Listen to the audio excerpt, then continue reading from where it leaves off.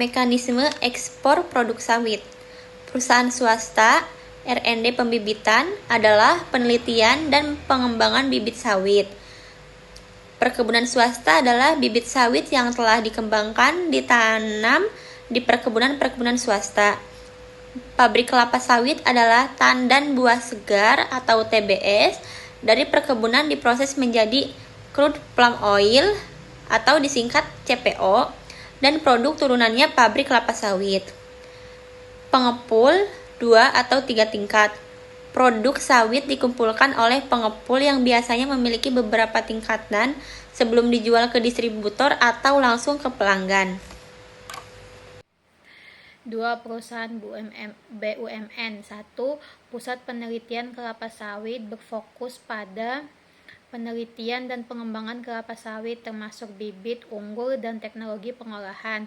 2. Perkebunan PTPN. Perkebunan yang dikelola oleh PTPN atau Perusahaan Terbatas Perkebunan Nusantara, di mana bibit yang dikembangkan ditanam.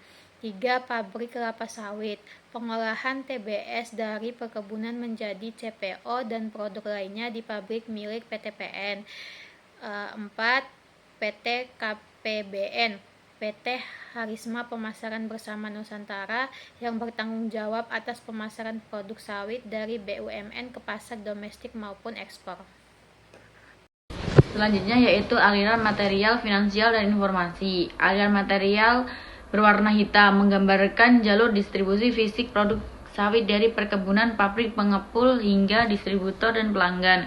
Aliran finansial atau merah menggambarkan arus keuangan dari pelanggan dan distributor kembali ke pabrik, pengepul, dan perkebunan.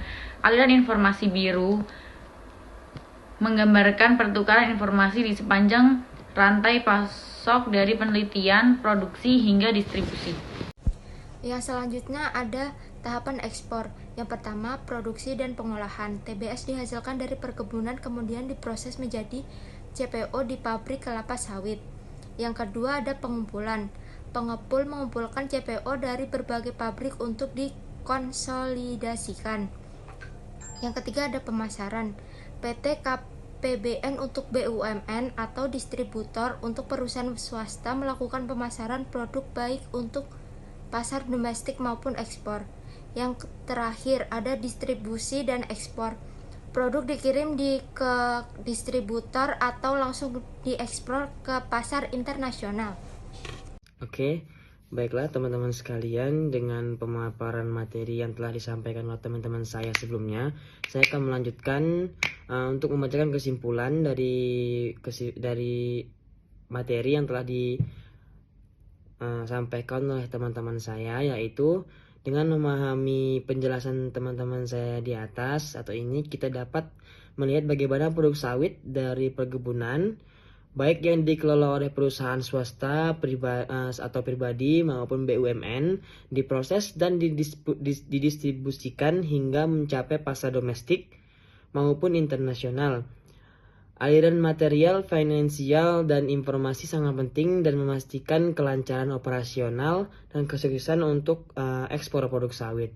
Baik, sekian dari materi dari kelompok saya. Apabila ada salah, mohon dimaafkan. Wassalamualaikum warahmatullahi wabarakatuh.